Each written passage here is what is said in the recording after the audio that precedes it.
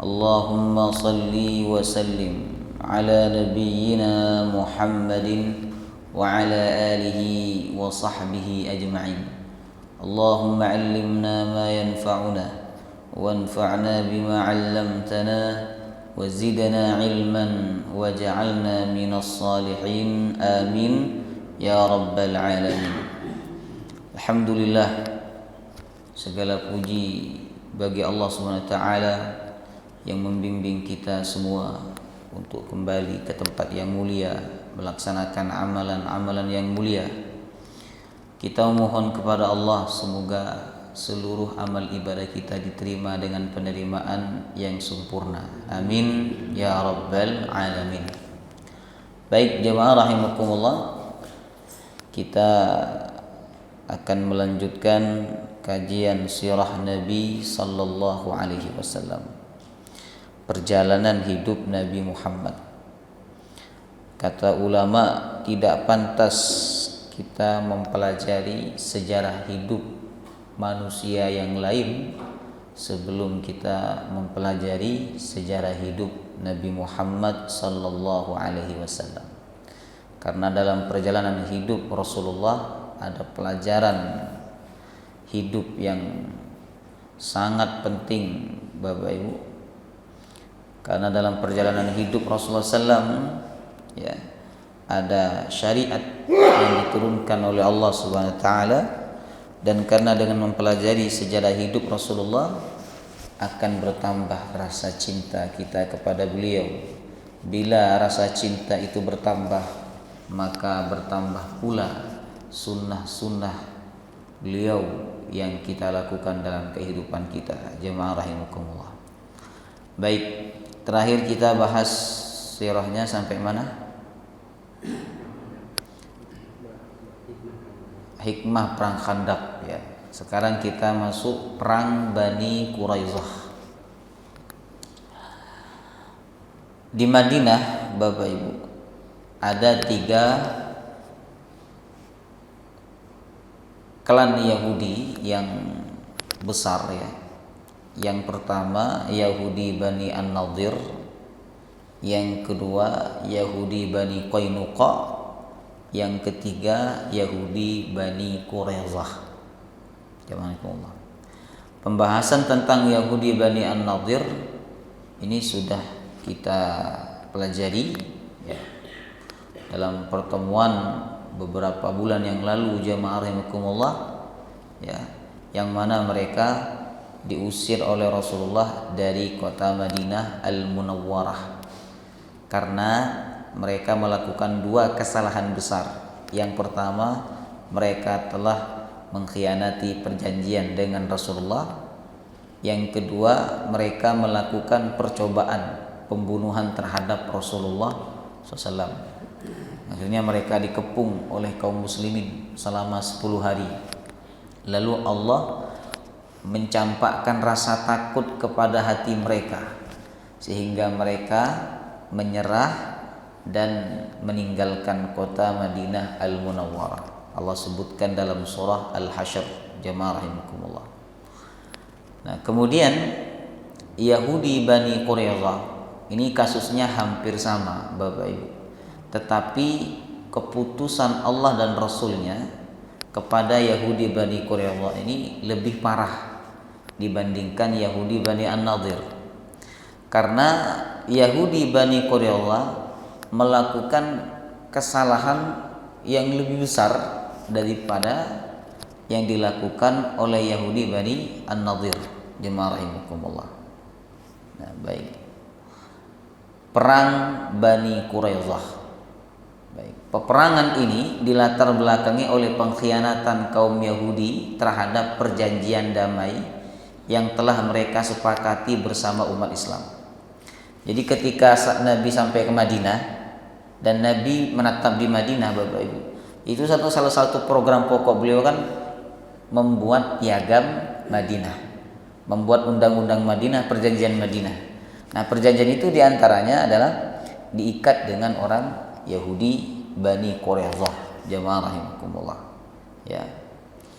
Nah, di antara isi perjanjiannya, Bapak Ibu, di antaranya sama-sama menjaga keamanan kota Madinah dan sama-sama berjuang melawan musuh, menghalangi musuh yang ingin merusak kota Madinah atau yang ingin menyerang kota Madinah Al-Munawwarah. Nah, ternyata perjanjian itu dikhianati oleh Yahudi Bani Quraidah, jamaah rahimakumullah. Nah, pengkhianatan kaum Yahudi Bani Quraidah terhadap perjanjian damai dengan kaum muslimin begitu menyakitkan, apalagi peristiwa itu terjadi ketika kaum muslimin berada dalam kondisi kritis karena menghadapi pengepungan pasukan sekutu dengan jumlah besar dalam perang Khandaq. Kita udah belajar kan tentang perang Khandaq. Perang Khandaq ini disebut juga perang Ahzab, perang sekutu, Bapak Ibu. Karena orang kafir bersekutu dari berbagai macam suku, dari berbagai macam bangsa, jemaahullah, untuk menyerang kaum muslimin yang ada di kota Madinah Al-Munawwarah. Ya. Nah, harusnya Yahudi Bani An-Nadhir ini kan, Yahudi Bani Quraidah sama-sama menjaga kota Madinah karena mereka penduduk kota Madinah, jemaah rahimakumullah. Ya.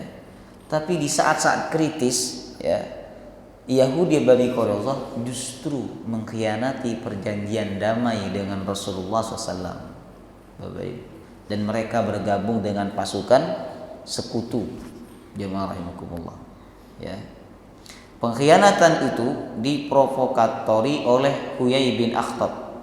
Dia membujuk Bani Quraidah untuk melanggar perjanjian tersebut dan bergabung dengan pasukan gabungan atau pasukan sekutu untuk memerangi Rasulullah SAW. Namun ternyata mereka tidak memperoleh keuntungan apapun dengan bujukan Huyai. Bahkan pasukan gabungan atau pasukan Ahzab dan Bani Quraidah pulang membawa kerugian. Nah, kita sudah belajar bagaimana Allah menghancurkan pasukan Ahzab, pasukan musuh dalam perang Khandaq, Bapak Ibu. Ya, Allah mendatangkan angin, ya kan, yang meluluh lantahkan kemah-kemah mereka. Ya, mereka berusaha untuk mengepung kaum muslimin, ya. Dikiranya kaum muslimin menyerah, Bapak Ibu. Ternyata kaum muslimin tetap bertahan, jemaah rahimakumullah. Sampai akhirnya mereka didatangkan rasa takut oleh Allah, kemudian kemah-kemah mereka dihancurkan oleh Allah Subhanahu wa taala. Ya. Nah, setelah perang Khandaq selesai, jemaahullah, Allah memerintahkan kepada Rasulullah untuk menyerang dan mengepung Bani Quraidah. Ya, karena mereka ini telah bersekutu dengan orang kafir, dengan pasukan gabungan yang ingin menyerang kaum muslimin di kota Madinah Al-Munawwarah. Nah, karena mereka ini dikepung oleh kaum muslimin, sehingga perang ini dikenal dengan perang Bani Quraidah, Bapak Ibu. Peperangan ini terjadi pada akhir Zulqa'dah dan awal Zulhijjah pada tahun kelima Hijriah. Nah, baik. Perintah menyerang Yahudi Bani Quraidah. Subhanallah. Bayangkan Pak, ini baru selesai perang Khandaq Pak.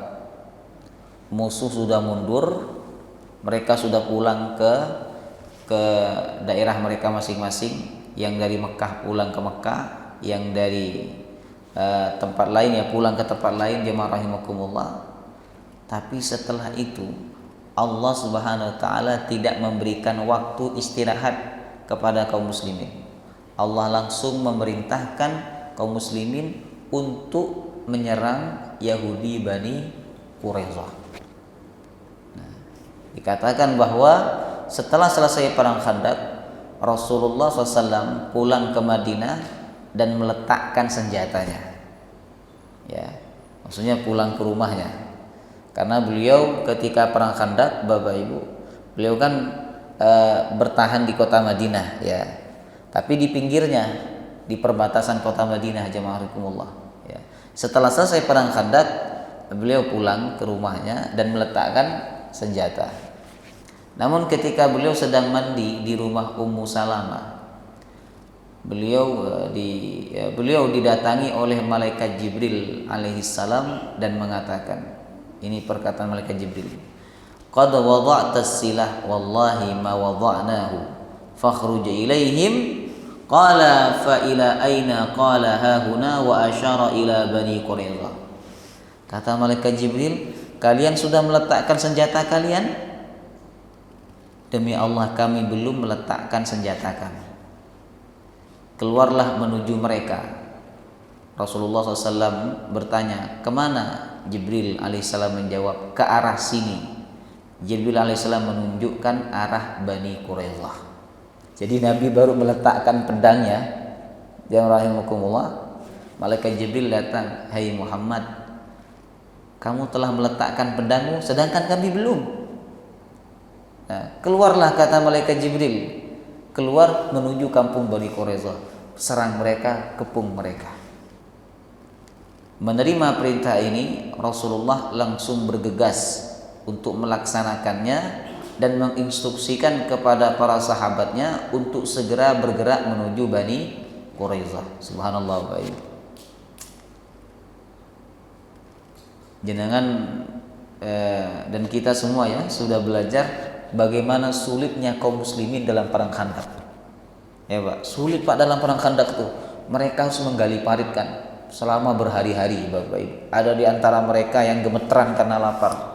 Lalu setelah itu mereka harus bermalam, kemudian mereka harus stay di tempat tersebut untuk menjaga musuh, jamaah rahimakumullah.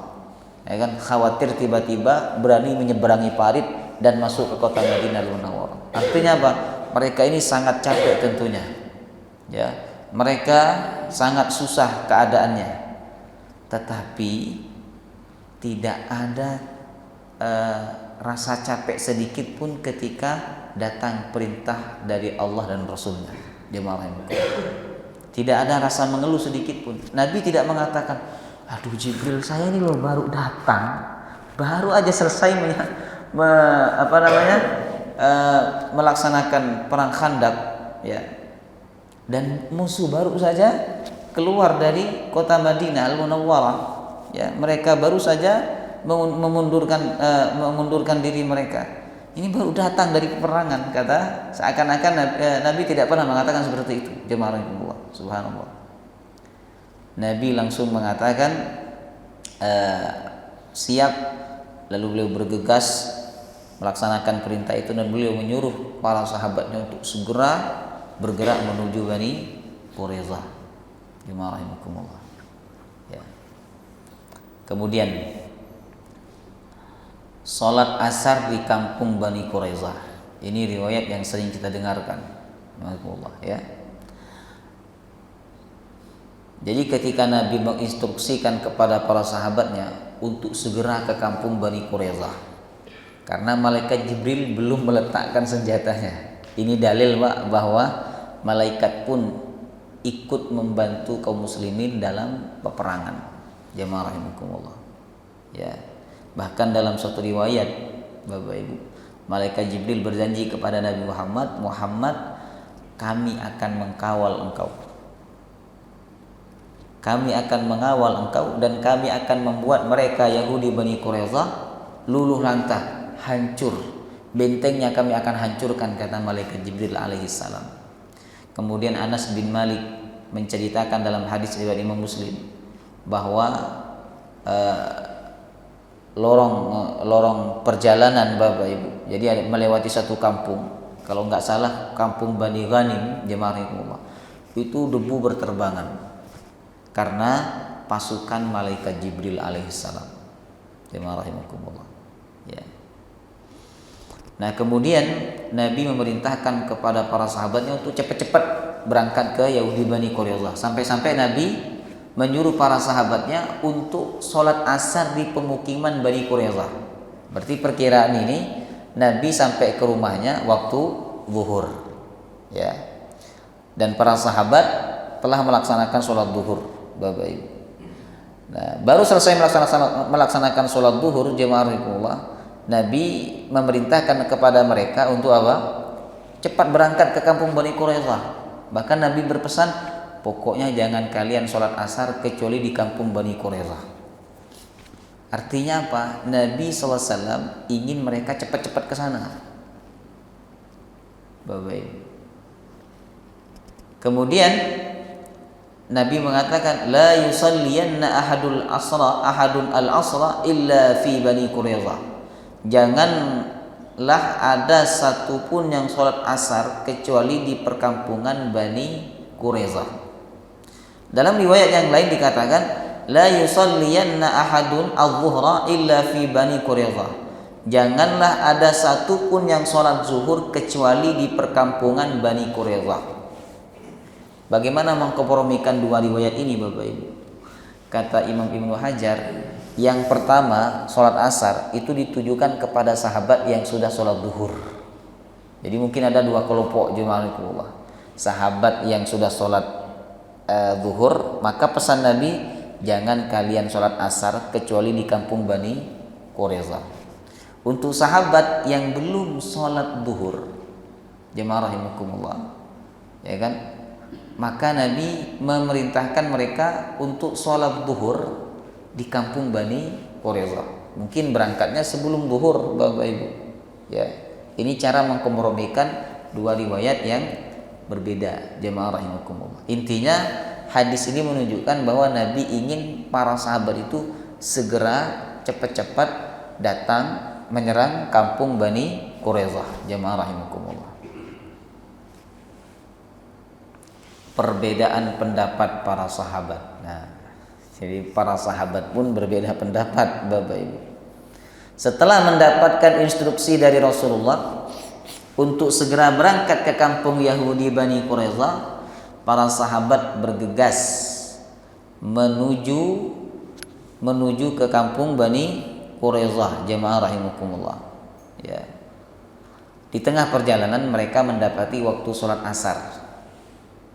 Ya, waktu sholat asar telah tiba. Nah, kemudian mereka berbeda pendapat, Bapak Ibu. Kalau ngikuti teksnya Nabi kan tadi apa? Jangan sholat asar kecuali di kampung Bani Quraidah. Tapi ternyata di perjalanan asar sudah tiba, Bapak Ibu. Ya, maka terjadilah perbedaan pendapat di antara para sahabat. Di antara mereka ada yang mengatakan kita tidak akan sholat asar sampai kita datang di perkampungan mereka, di perkampungan Bani Quraidah. Nah, sedangkan sebagian lain berkata tidak, kita harus sholat dulu sebab bukan itu yang diinginkan Nabi. Jemaah rahimakumullah. Jadi yang satu berpegang teguh kepada dalil Al-Quran bahwa setiap sholat itu ada waktunya masing-masing, sedangkan yang satu berdalil dengan perkataan Nabi, tidak boleh sholat, janganlah kalian sholat kecuali di kampung Bani Quraidah jemaah rahimakumullah. Artinya apa? Dua perbedaan ini Bapak Ibu sama-sama di atas dalil, ya, di atas dalil. Nah, bahkan dalam suatu riwayat jemaah rahimakumullah, sahabat yang mengikuti perkataan Nabi itu sholat asarnya setelah isya, karena nyampe di kampung Bani Quraizahnya setelah isya jemaah rahimakumullah. Dan mereka menganggap ini bukan sesuatu yang salah Bapak Ibu, karena ketika perang Khandaq Nabi dan kaum muslimin sempat menunda sholat asar sebab disibukkan oleh orang-orang kafir. Nabi melaksanakan sholat asar setelah maghrib, Bapak Ibu. Nah, ini yang dijadikan dalil oleh para sahabat, sebagian sahabat, bahwa sholat asar di kampung Bani Quraidah walaupun waktunya sudah habis, begitu kan? Karena ini dalam suasana genting. Apalagi Rasulullah telah berpesan jangan sholat asar kecuali di kampung Bani Quraidah. Tapi sebagian sahabat yang lain Bapak Ibu mengatakan sholat itu harus pada waktunya. Ya, ketika sudah tiba waktu sholat asar, berarti sholat asar dilakukan pada waktu itu. Nah, terjadilah perbedaan pendapat sehingga ada sahabat yang sholat asar di perjalanan, ada sahabat yang sholat asarnya di kampung Bani Quraidah. Jemaah rahimakumullah. Nah, setelah Rasulullah SAW ya mengikuti mereka, maksudnya menyusul mereka Bapak Ibu ke kampung Bani Quraidah dengan membawa banyak sekali pasukan, Rasulullah SAW didatangi oleh dua sahabat atau dua kelompok sahabat ini yang berbeda, dan mereka menceritakan perbedaan mereka kepada Rasulullah SAW. Tapi jawaban Rasulullah apa? La haraj, tidak apa-apa. Jadi tidak ada yang disalahkan oleh Nabi Sallallahu Alaihi Wasallam. Jadi beliau tidak menyalahkan yang sholat asar di perjalanan. Beliau juga tidak menyalahkan sahabat yang sholat asar di kampung Bani Quraidah walaupun sudah lewat dari waktunya. Jemaah rahimakumullah. Nabi mengatakan la haraj, tidak apa-apa. Nah, pertanyaan saya Bapak Ibu, kebenaran itu ada berapa sih? Satu atau dua? Harusnya satu kan? Nah, tapi dalam kasus ini Nabi membenarkan dua-duanya. Jemaah rahimakumullah. Ini dalil bahwa perbedaan yang didasari atas dalil yang kuat itu dua-duanya benar, Bapak Ibu. Ya, dua-duanya benar. Kalau satu yang benar, satu salah, tidak mungkin dibiarkan oleh Nabi yang salah. Karena seorang Nabi dan Rasul tidak mungkin membiarkan kesalahan, kebatilan. Ya, berarti Nabi telah melanggar, jemaah rahimakumullah. Tapi buktinya sama Nabi dibiarkan. Nabi mengatakan la haraj, tidak apa-apa, menunjukkan dua-duanya benar, jemaah rahimakumullah. Ya. Jadi kalau ada orang berbeda pendapat dengan kita berada di atas dalil, kemudian mereka juga berada di atas dalil, atau satu dalil tapi cara memahaminya berbeda, ini kemungkinan dua-duanya la harus, tidak masalah, jemaah rahimakumullah. Misalnya seperti mazhab Syafi'i dan mazhab Maliki, Bapak Ibu. Ketika memahami teks ayat Al-Quran, aula mastumun nisa, termasuk salah satu yang membatalkan wudu itu adalah la mastumun nisa, menyentuh perempuan.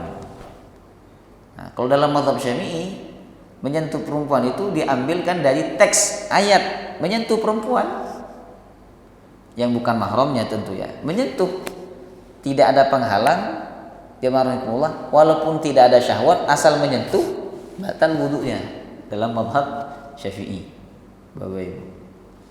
Perempuan siapa saja, yang jelas perempuan itu bukan mahram, sekalipun istri. Jemaah rahimakumullah, dalam mazhab Syafi'i batal. Kenapa? Karena istri itu bukan mahram. Mahram itu kan wanita yang haram dinikahi, Bapak Ibu. Nah, istri itu kan boleh dinikahi, jemaah rahimakumullah. Ya kan? Buktinya apa? Bukan mahram, buktinya dia boleh dinikahi. Nah, maka dalam mazhab Syafi'i, Bapak Ibu, menyentuh istri itu batal wudunya, ya kan? Tapi dalam mazhab Maliki, jemaah rahimakumullah, di situ bukan menyentuh wanita, bukan menyentuh kulit, tapi mohon maaf, berhubungan suami istri. Karena seringkali Al-Quran menyebut berhubungan itu dengan kalimat menyentuh. Nah, ini perbedaan dalam memahami teks dalil. Nah, berarti dua-duanya kan berada di atas dalil, ya kan? Nah, kemungkinan dua-duanya la haraj, tidak masalah. Jemaah rahimakumullah. Ya. Jadi sahabat sempat berbeda pendapat, ya. Kemudian pengepungan Yahudi Bani Quraidah. Rasulullah SAW berangkat dengan kekuatan 3.000 pasukan, 36 pasukan berkuda. Ya. Setibanya di perkampungan Bani Quraidah, pasukan kaum muslimin melakukan pengepungan dan melakukan blokade terhadap Bani Quraidah. Menurut pendapat yang lebih kuat, pengepungan ini berlangsung selama 25 hari, Bapak Ibu. Dan dikatakan dalam suatu riwayat, selama 25 hari itu Nabi melaksanakan sholat secara qasar. Jemaah rahimakumullah. Ya. Baik. Kemudian Abu Lubabah, utusan yang merasa berkhianat. Mungkin ada yang bertanya begini, kenapa kok dikepung? Kok tidak langsung diserang saja? Karena perkampungan Yahudi, Bapak Ibu, baik Yahudi Bani Quraizah atau Yahudi Bani An-Nadir, ini dijaga atau dihalangi oleh benteng-benteng yang berlapis-lapis. Jemaah rahimakumullah. Ya. Benteng yang berlapis termasuk Yahudi Bani An-Nadir yang sudah kita pelajari. Ya. Jadi kaum muslimin memilih untuk apa? Mengepung mereka. Ya. Sehingga mereka nggak bisa keluar. Kalau mereka nggak bisa keluar untuk berdagang, mereka nggak bisa keluar untuk ke kebun, mereka nggak bisa keluar untuk bertani, jamaahkumullah, nggak bisa, ya kan? Kalau mereka tetap bertahan di dalam, Bapak Ibu, bisa-bisa semua Bapak bisa mati kelaparan, jamaahkumullah, ya kan? Ekonomi mereka akan rusak, anak-anak dan para wanita akan menangis, jamaahkumullah, ya. Makanya kaum muslimin lebih memilih untuk mengepung mereka, dan kaum muslimin mengepung mereka selama 25 hari. Bayangkan itu, Bapak Ibu. 25 hari itu ngepung perkampungan Yahudi Bani Quraizah. Padahal zaman itu ya belum ada latihan tentara. Kalau sekarang kan ada latihan tentara, Pak. Latihan apa? Berenang, latihan nggak tidur, latihan macam-macam. Bapak Ibu, sekarang dulu tuh nggak ada. Kok bisa mereka ini kuat? Bayangkan 25 hari itu mesti tidurnya sebentar itu, jemaah rahimahullah. Ya, dari mana kekuatan itu muncul? Dari keimanan dan kecintaan kepada agama, jemaah rahimahullah. Ya. Kemudian Abu Lubabah, utusan yang merasa berkhianat. Jadi setelah pengepungan berlangsung dan rasa takut meliputi hati mereka, yaitu hati Yahudi Bani Quraizah, akhirnya mereka meminta, ya Bapak Ibu, untuk dikirim negosiator yang bernama Abu Lubabah bin Abdu Munzir. Ya, Abu Lubabah bin Abdu Munzir. Nah, Abu Lubabah ini, jemaah rahimakumullah, masih ada ikatan yang kuat dengan Yahudi Bani Quraizah. Makanya mereka minta dikirimkan Abu Lubabah untuk negosiasi dengan mereka, Bapak Ibu. Rasulullah SAW pun menyetujui permintaan Yahudi Bani Quraizah. Maka diutuslah Abu Lubabah, jemaah rahimakumullah. Abu Lubabah datang menemui mereka. Nah, pada saat Abu Lubabah tiba, semua laki-laki di sana berdiri. Sedangkan para perempuan dan anak-anak datang kepada Abu Lubabah dalam keadaan sedih sambil menangis, Bapak Ibu. Ya. Karena selama 25 hari mereka dikepung, jemaah rahimakumullah, alaikum muslimin. Mereka nggak bisa ngapa-ngapain, Bapak Ibu. Bahkan sekedar buka pintu rumah saja mereka takut, jemaahku. Ya. Kemudian para wanita, para anak-anak datang kepada Abu Lubabah, ya kan, dalam keadaan menangis, dan mereka berkata, "Wahai Abu Lubabah, apakah menurutmu kami harus tunduk kepada Muhammad?" Kata Abu Lubabah, "Iya." Sambil memberi isyarat tangan ke lehernya yang berarti mereka harus dibunuh. Jadi Abu Lubabah ini menakut-nakuti mereka. Jemaah rahimahullah. Kata Abu Lubabah, "Iya." Ya. Iya. Ya, sambil memberikan isyarat bahwa mereka harus dibunuh. Nah, padahal Rasulullah SAW menyuruh Abu Lubabah untuk apa? Negosiasi, bukan nakut-nakutin seperti itu, Bapak Ibu. Abu Lubabah ini kan tidak punya hak untuk memutuskan apa yang ditimpakan kepada mereka. Hukuman untuk mereka itu nggak punya hak Abu Lubabah, jemaahullah. Karena Rasulullah hanya memerintahkan Abu Lubabah untuk apa? Negosiasi, Bapak Ibu. Ya. Hal tersebut menjadi peristiwa di mana Abu Lubabah telah berkhianat dan mendurhakai Rasulullah sebab tidak melakukan perundingan sebagaimana perintah beliau. Jemaah rahimakumullah. Ya. Kemudian namanya sahabat, ya, ketika sahabat itu manusia yang mulia karena mereka ditakdirkan oleh Allah SWT hidup di masa Nabi dan bertemu dengan Nabi SAW. Bapak Ibu, ketika merasa melakukan kesalahan, sahabat langsung bertaubat kepada Allah, termasuk taubat Abu Lubabah. Ya. Setelah itu Abu Lubabah setelah melakukan perundingan dengan Yahudi Bani Quraizah, ia segera meninggalkan tempat tersebut dalam keadaan merasa bersalah. Ya, karena dia menyampaikan keputusan yang harusnya tidak dia sampaikan, Bapak Ibu. Bahkan dia menakut-nakuti Yahudi Bani Quraizah, jamaah rahimakumullah. Dia tidak berani menjumpai Rasulullah. Lalu untuk menghukum dirinya itu karena merasa bersalah dan merasa mengkhianati pesan Rasulullah SAW, ya, maka Abu Lubabah mengikat dirinya di tiang masjid. Lalu dia berkata, aku tidak akan meninggalkan posisi ini hingga Allah menerima taubatku atas apa yang aku lakukan. Subhanallah. Padahal Nabi nggak nyuruh, ya. Nabi itu nggak nyuruh agar Abu Lubabah mengikatkan dirinya di tiang masjid. Tapi Abu Lubabah punya inisiatif sendiri. Jemaah rahimakumullah. Dia ikat dirinya di tiang masjid, Bapak Ibu. Subhanallah. Ini cara taubatnya. Ya. Jemaah rahimakumullah. Dan ini cara dia menghukum dirinya sendiri. Orang punya cara masing-masing menghukum dirinya sendiri, Bapak Ibu. Ketika orang itu terjerumus dalam sebuah kesalahan, ada yang menghukum dirinya dengan sholat sunnah ratusan rakaat, ada yang menghukum dirinya dengan puasa, ada yang menghukum dirinya dengan apa? Dengan sedekah.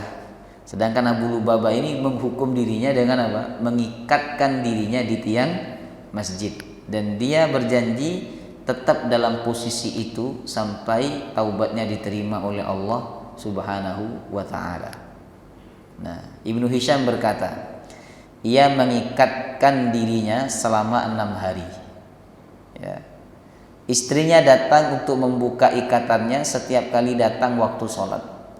Lalu ia berwudu dan sholat, kemudian mengikat diri lagi hingga turun ayat yang menerima taubatnya, yaitu surah At-Taubah ayat 102. Allah mengatakan, وآخرون اعترفوا بذنوبهم خلطوا عملا صالحا وآخر سيئا عسى الله أن يتوب عليهم إن الله غفور رحيم. Ada di antara mereka, kata Allah, yang i'tarafu bidunubihim, mengakui dosa-dosanya, mengakui kesalahannya. Khalatu amalan salihah wa akhara sayyi'ah. Dia mencampur adukkan amal yang baik dengan amal yang buruk. Amal yang baik apa? Yang dilakukan oleh Abu Lubabah. Dia negosiasi sesuai permintaan Rasulullah. Amal buruknya apa? Dia memutuskan sesuatu yang Rasulullah tidak menyuruhnya. Ya. Ketika orang Yahudi Bani Quraizah bertanya, apakah kami harus tunduk kepada Muhammad? Kata Abu Lubabah, iya, sambil menakut-nakuti mereka bahwa mereka harus dibunuh. Jemaah rahimakumullah. Ya. Nah, kemudian Allah mengatakan Allah mengatakan asallahu ayyatuba alaihim. Mudah-mudahan Allah SWT menerima taubat mereka. Ini dalil bahwa taubatnya Abu Lubabah diterima oleh Allah Subhanahu wa ta'ala, Bapak Ibu. Subhanallah, ya. Bagaimana bergegasnya para sahabat untuk bertaubat setelah mereka melakukan perbuatan dosa. Jemaah rahimakumullah. Tidak menunggu atau tidak menunda, ya, langsung. Baik. 3 saran untuk Yahudi Bani Quraizah setelah mereka tidak bisa keluar dari kampung Yahudi Bani Quraizah, Bapak Ibu. Kemudian mereka terkepung, ya, mereka juga dalam keadaan sulit, ya. Maka pemuka atau pemimpin Bani Quraizah namanya Ka'ab bin Asad berkata kepada orang-orang Yahudi Bani Quraizah, hai orang-orang Yahudi, kalian telah melihat sendiri apa yang sedang menimpa kalian. Aku mempunyai 3 saran, untuk itu ambillah mana saja sesuka kalian. 1. Membenarkan Nabi Muhammad dan menjadi pengikutnya. Bukankah kalian telah tahu bahwa Muhammad itu seorang Rasul terakhir? Ya. Kata mereka, oh ini tidak mungkin. Tidak mungkin kita membenarkan dan menjadi pengikut Muhammad. Tidak mungkin, kata mereka. Oke, ya, kata Ka'ab bin Asad, pilihan yang kedua, membunuh semua anak istri lalu keluar melawan Muhammad. Jadi ketika seandainya kita menyerang Muhammad dan kita kalah, kata Ka'ab bin Asad, maka anak istri kita tidak dikuasai oleh mereka, sebab sudah mati kita bunuh. Ya. Lalu mereka menjawab, apa dosa anak-anak itu? Apa dosa wanita itu sehingga mereka harus dibunuh? Tidak, kami tidak setuju, kata mereka. Kemudian pilihan yang ketiga, Ka'ab bin Asad menyampaikan, kalau begitu berharaplah kepada Muhammad tidak menyerang kita pada hari Sabtu, karena memberikan kesempatan kepada kita untuk beribadah. Jamaah rahimakumullah. Ya. Jadi kalian berharap kepada Nabi Muhammad untuk tidak menyerang kalian. Ya. Namun ketiga saran ini mereka tolak, Bapak Ibu. Pada akhirnya mereka menyerah dan tunduk di bawah keputusan hukum Rasulullah sallallahu alaihi wasallam. Ya. Baik. Keputusan Rasulullah kepada Bani Quraidah, ini keputusannya sangat menyakitkan, ya. Setelah mereka tunduk dan menyerahkan diri mereka kepada keputusan Rasulullah, Rasulullah ingin agar yang memutuskan perkara mereka berasal dari kalangan pembesar suku Aus. Karena Bani Quraidah sejak zaman jahiliyah telah memiliki ikatan persekutuan dengan suku Aus. Suku Aus ini salah satu suku besar di kota Madinah. Jadi di Madinah itu, Bapak Ibu, ada 2 suku besar, Aus dan Khazraj. Ini yang konflik sebelum Nabi hijrah ke Madinah. Setelah Nabi hijrah ke Madinah, Nabi dapat mempersatukan mereka. Yahudi itu masing-masing klan, ya, masing-masing klan itu ada sekutunya, Bapak Ibu. Ada Yahudi yang bersekutu dengan suku Aus, ada Yahudi yang bersekutu dengan suku Khazraj. Yahudi Bani Quraidah ini termasuk yang bersekutu dengan suku Aus. Makanya ketika mereka menyerah dan tunduk kepada Nabi SAW, maka Nabi menyerahkan keputusan hukuman untuk mereka kepada pembesar suku Aus, ya, kaum muslimin dari suku Aus, jamaah rahimakumullah, yang mana saat itu jatuh ke tangan Sa'ad bin Mu'adz, ya, jatuh kepada tangan Sa'ad bin Mu'adz. Nah, Sa'ad bin Mu'adz pun dipanggil oleh Nabi SAW, Bapak Ibu, dipanggil, dan Sa'ad bin Mu'adz datang. Dalam satu riwayat, Sa'ad bin Mu'adz saat itu dalam keadaan sakit karena habis terluka dari perang Khandaq. Sakit, jemaah rahimakumullah. Tapi Sa'ad bin Mu'adz tetap datang memenuhi panggilan Rasulullah sallallahu alaihi wasallam, Bapak Ibu.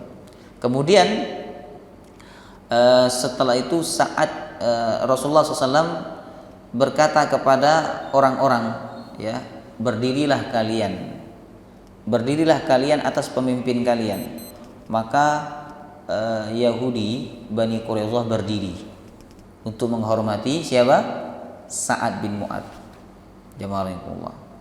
Lalu Sa'ad bin Mu'adz menyampaikan keputusan kepada Yahudi Bani Quraidah. Dia mengatakan setiap orang dari mereka yang ikut perang Khandaq harus dibunuh. Jadi setiap Yahudi Bani Quraidah yang ikut perang Khandaq dan mereka bersekutu dengan pasukan kafir, dengan pasukan gabungan, kata Sa'ad bin Mu'adz, harus dibunuh. Keluarga mereka menjadi tawanan dan harta mereka dibagikan.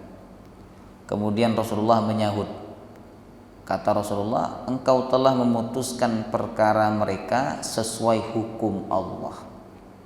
Ya. Ketika keputusan sudah diambil, Bapak Ibu, Rasulullah memerintahkan untuk menggali lubang besar di tengah pasar Madinah. Kemudian mereka dipenggal, yang jumlahnya ada berapa? 600 sampai 700 orang. Dipenggal jemaah rahimakumullah. Ini hukuman nggak main-main Bapak Ibu.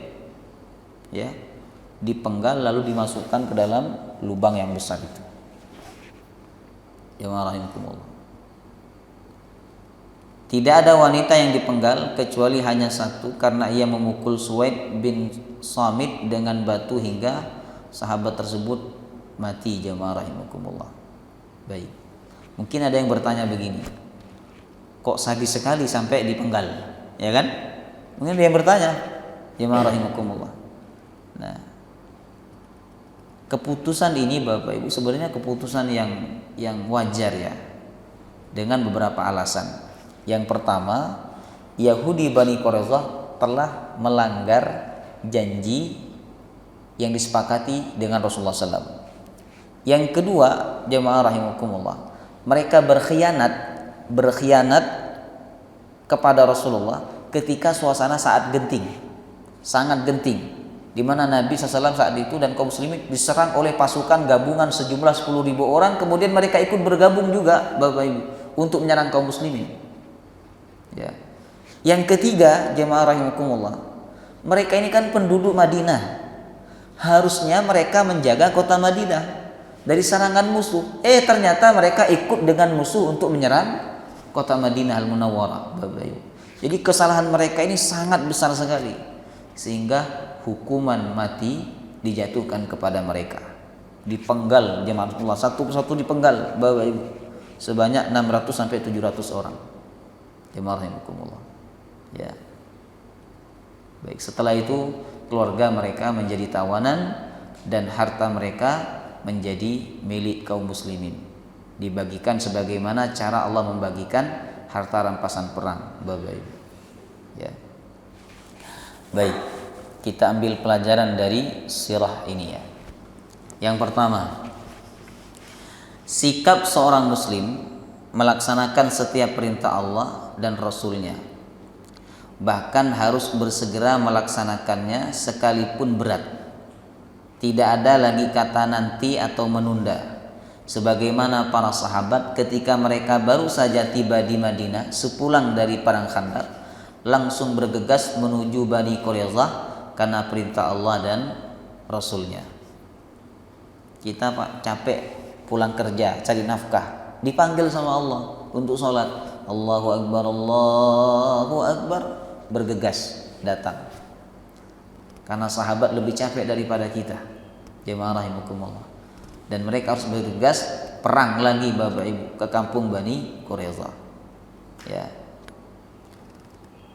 Jadi tidak ada kata capek ketika Allah dan Rasulnya memanggil kita, jemaah rahimakumullah.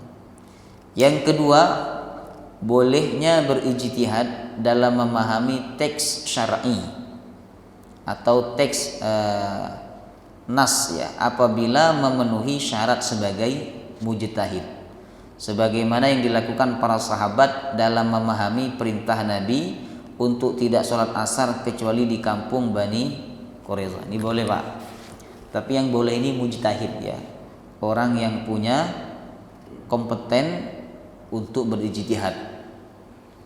Nah, ya hafal Quran, kemudian paham Al-Quran, hafal hadis, ya paham hadis, paham kaidah bahasa Arab, paham istinbat hukum dan sebagainya, jemaah rahimakumullah. Nah, itu mereka punya punya hak untuk berijtihad, jemaah rahimakumullah. Adapun kita ini Pak ya, kita ini kan orang awam. Kita tidak memenuhi syarat untuk menjadi mujtahid, Bapak Ibu. Maka kita tidak boleh berijtihad. Kita hanya mengambil pendapat ulama dalam berijtihad, jemaah rahimakumullah. Jadi kita ini tidak berhak dan tidak pantas berbeda pendapat. Tapi kita pantasnya apa? Beda dalam mengambil pendapatnya para ulama. Oh, saya mengambil pendapat yang tidak kunut. Kata yang satunya, saya mengambil pendapat yang kunut. Nah, ini baru pantas Bapak Ibu. Kalau kita mengatakan saya berpendapat kunut subuh itu nggak ada, itu kan siapa kita? Jemaah rahimakumullah. Oke. Yang ketiga, perbedaan pendapat yang didasarkan atas dalil yang sahih atau perbedaan dalam memahami teks dalil, maka kemungkinan besar kedua-duanya benar selama mereka terkategori sebagai mujtahid. Bapak Ibu, kemungkinan besar keduanya tidak ada masalah selama dalilnya sahih. Yang kedua, ya, perbedaan itu dalam memahami teks dalil yang sahih, jemaah rahimakumullah. Ya, apabila memang mereka ini berkompeten di dalamnya, Bapak Ibu. Ya, seperti tadi yang saya sampaikan tentang menyentuh perempuan dalam mazhab Syafi'i itu diartikan secara zahir. Dalam mazhab Maliki itu bahasa majaz, maksud menyentuh itu adalah berhubungan. Sehingga dalam mazhab Maliki menyentuh perempuan yang bukan mahramnya tidak membatalkan wudu. Jemaah rahimakumullah, kecuali dengan syahwat.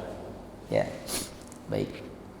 Kemudian yang keempat, perbedaan pendapat di atas dalil boleh saja terjadi. Yang penting tidak menimbulkan permusuhan dan kebencian. Perbedaan pikiran atau fisik tidak menjadi masalah selama hati tetap bersatu. Jemaah. Yang tidak boleh berbeda itu apa, Pak? Hati kita, Pak. Yang tidak boleh berselisih, tidak boleh berlawanan itu hati kita. Kalau fisik, pikiran ini nggak bisa, jemaah rahimakumullah. Ya, namanya beda otak, biasanya beda pemikiran, Bapak Ibu. Itu tidak dilarang dalam Islam selama berada di atas dalil yang sahih. Tapi jangan sampai perbedaan itu membuat permusuhan, kebencian, kedengkian di dalam hati, jemaah rahimakumullah. Ya. Kemudian yang kelima, pentingnya menyadari suatu kesalahan dan menyesalinya lalu segera bertaubat atasnya sebagaimana yang telah dicontohkan oleh Abu Lubabah. Subhanallah. Ini tanda kekuatan iman, Pak. Orang tuh kalau benar imannya, salah langsung menyesal dan langsung bertaubat kepada Allah Subhanahu wa taala. Dia menangis, Bapak Ibu. Berbeda dengan orang yang imannya lemah. Ya kan? Dia salah, dia tidak menyesal, dia tidak menyadari itu salah, jemaah rahimakumullah. Dia tidak segera bertaubat kepada Allah Subhanahu wa taala. Ya. Kemudian yang keenam, pentingnya menjauhi tempat-tempat maksiat karena Abu Lubabah menjadikan taubatnya untuk tidak kembali lagi ke perkampungan Bani Quraidah, dan hal ini sangat berarti bagi yang bertaubat. Jadi setelah Abu Lubabah itu bertaubat, dia mengikat dirinya di tiang masjid, dia berjanji dia nggak akan kembali lagi ke kampung Bani Quraidah karena di situ dia mengkhianati Rasulullah. Ini pentingnya kita bertaubat dengan cara apa? Berjanji tidak akan kembali lagi ke tempat maksiat. Panjenengan ingat nggak cerita orang yang membunuh 100 nyawa? Ya kan? Kan salah satu taubatnya, cara dia bertaubat adalah dia meninggalkan kampung halamannya itu. Karena di situ dia membunuh banyak orang. Dan di kampung halaman itu memang terkenal banyak orang yang suka membunuh, jamaah rahimakumullah. Maka dia tinggalkan kampung halaman itu, dia menuju kampungnya orang-orang soleh, jamaah rahimakumullah. Itu cara bertaubat. Jadi kalau di suatu tempat kita banyak bermaksiat, ya kan?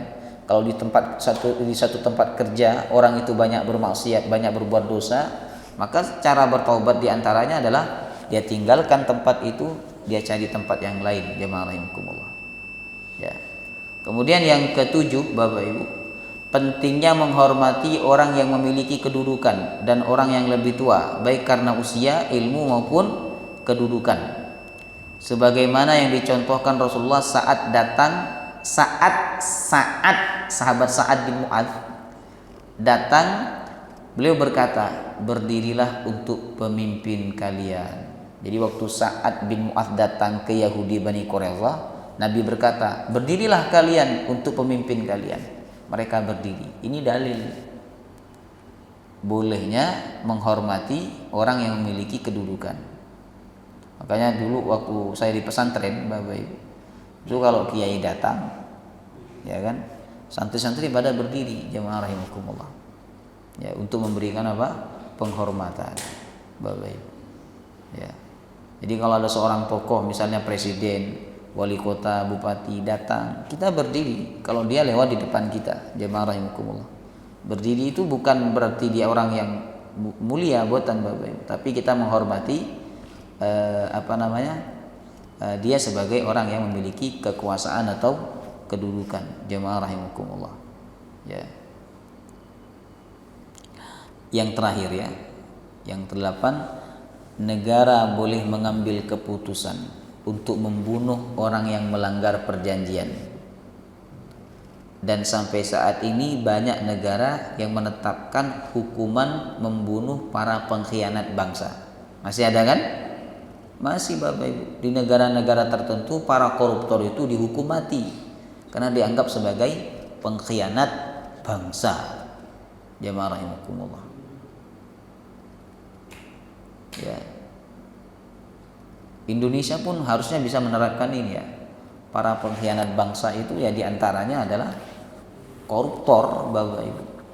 Ya, apalagi koruptornya itu banyak, ya kan? Korupsinya banyak. Di atas 1 M misalnya, atau triliunan. Itu yang pantas untuk dijatuhkan kepada mereka adalah hukuman mati, dan negara punya hak, Bapak Ibu. Mereka tidak berdosa kalau mereka menghukum dengan hukuman mati orang yang telah mengkhianati bangsa, jemaah rahimakumullah. Ya. Sebagaimana yang dilakukan oleh Rasulullah SAW kepada Yahudi Bani Quraidah. Ya. Wallahu taala alam bis-shawab. Mari sama-sama kita tutup dengan kafaratul majlis. Subhanakallahumma wa bihamdika asyhadu an la ilaha illa anta astaghfiruka wa atubu ilaik. Assalamualaikum warahmatullahi wabarakatuh.